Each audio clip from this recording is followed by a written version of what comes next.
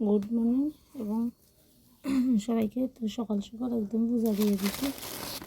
এ দেখো ঠাকুর পুজোটা এখন পূজা টুজা দেওয়া কমপ্লিট। রান্নার কাজে কয়েকটা আনছে যে ঝাগুর মাছ, আর এদিক দিয়ে আমি শাল কুমড়া দিয়ে ডাল দিয়ে রান্না বসেছি। আর এদিক একটা ট্রাক্টর আছে, সেখানে ট্রাক্টর আসলে পাশে আরেক জায়গাতে গেছি। এরা আমি জায়গাটা একটু পরিষ্কার করে নিতেছি। আর প্রচণ্ড পরিমাণে ইটের কারণে জায়গাটা প্রচণ্ড খারাপ হয়ে গেছে। একদম ফাঁকা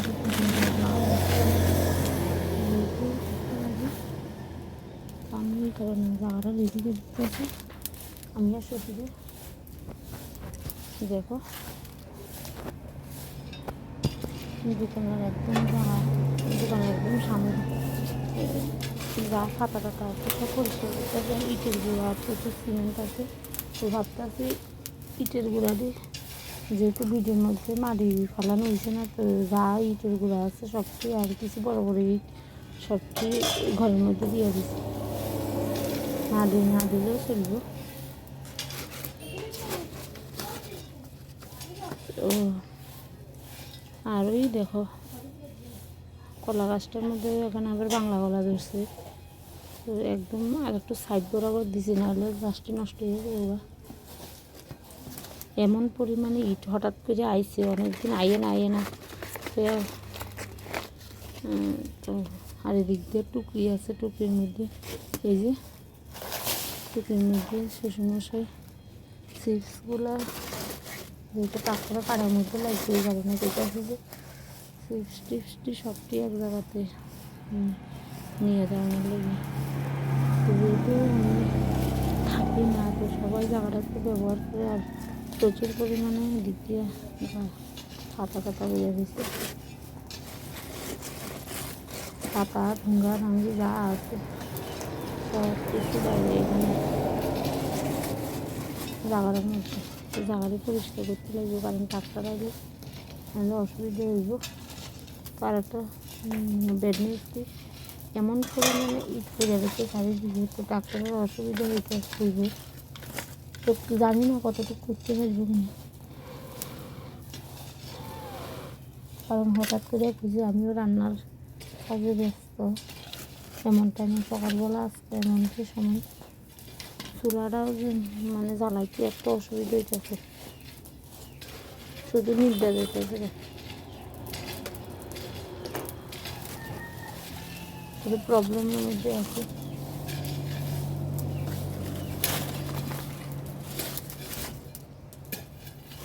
তো এই যে পরিমাণে ফাতা আর কলা গাছের দিকে সব জায়গাটার মধ্যে আইনা ফালা, খালি জায়গা যা থাকলে যা অবস্থা এই জায়গাটার মধ্যে।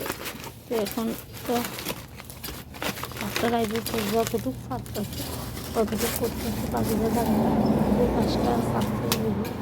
কারণ অনেকদিন ধরে এখানে কিছু সবজি যে করার লেগে প্রস্তুতি নিতে আসি, সম্ভবই হইতেছে না।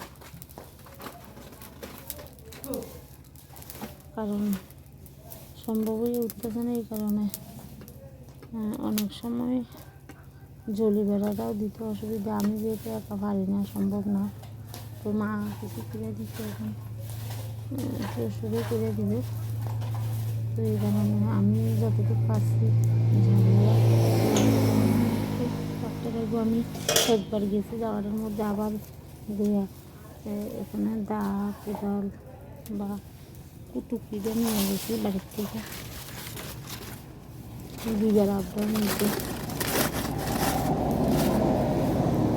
ঝাড়িয়ে নিয়েছি না।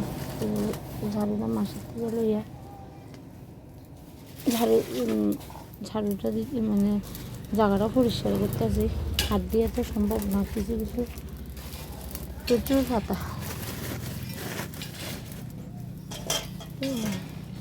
আজকে সকালবেলা এখানে গিয়েছে আমি ডালটা চুলার মধ্যে বসাই গেছি। আর আসলে রান্না করতে হবে তাহলে চাল কুমড়া। আর এদিক দিয়ে তো মাছটা জানছি, মাছ টাছটিও রান্না করতে হবে। তো এর আগে আমি সকালবেলা একদম বাসি কাজ টাজ করে নিছি, সকালে ঘুমের থেকে উঠে সব কাজ কমপ্লিট, কিন্তু রান্নাটা আজকে একদম লেট, প্রচণ্ড লেট হয়ে গেছে। এখন প্রায় 11টা বাজে।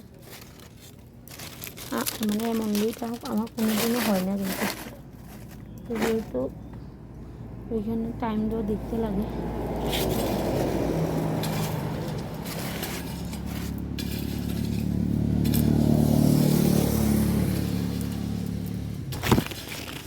টাইম দেওয়া দেখতে লাগবে। তো রাস্তা আমরা সকাল সকাল 7টা, ম্যাক্সিমাম 7টা-8টার মধ্যে খাওয়া দাওয়া কমপ্লিট হয়ে যাবে। তো যেহেতু আজকে এটা আছে কাজের অনেক ব্যস্ততা, এই কারণে আজকে অনেকটা লেট হইব। মিনিমাম যেহেতু এখন 11টা বাজে, 2 ঘন্টা তো প্রায় এখানে লাগবেই।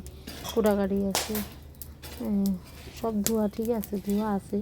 তারপরে তো মাছ ভাজি করতে হবে, এদিক দিয়ে ডালটা হইতে হইব, তরকারি গাইতে মশলা টশলা রেডি করে তারপরে রান্না করতে লাগবে। আজকে অনেক লেট হইব। আর এদিক দিয়ে তোমাদের জাস্ট একটু সামনের জায়গাটা দেখাইতেছে, প্রচুর পরিমাণে গাছ, প্রচুর পরিমাণে পাতা, কী করতাম, প্রচুর পাতা, বড় বড় সেগুন পাতা আছে, কলা পাতা থেকে অন্য জায়গার থেকে এখানে পাতা টাতা নিয়ে ফেলাইছে। তো দিকে ধোয়া আছে, কারণ আগুন দিয়ে দিছি আর কি, পরিষ্কার হয়ে যাবে জায়গা আছে। এখানে ভাবতে আছি মাইরের গুঁড়া, পেঁয়াজের গুঁড়া, কিছু লচ্ছই গাছ লাগানো আর কি। আর জানি না টুকিটাকি যাই আনুন, এখন কতটুকু আগে কাজটা কমপ্লিট করতে পারি আমার মনে হয় না, কারণ সামনের জায়গাটাতে যেহেতু আগে কাজ করছি, আমারও ভুল হয়েছে। জিনিসগুলো আগে সব কিছু ঘরের মধ্যে গুছিয়ে রাখানোর দরকার আসলে। এই দিক দিয়ে বাড়িতে আসে এখন মশলা টশলা সব রেডি আছে, প্রস্তুত, সব কড়াইয়া টড়াইয়া বসাই দিছি, জল। আর বাড়ির মধ্যে কাজটি কমপ্লিট হয়েছে, তো তোমাদের একটু দেখা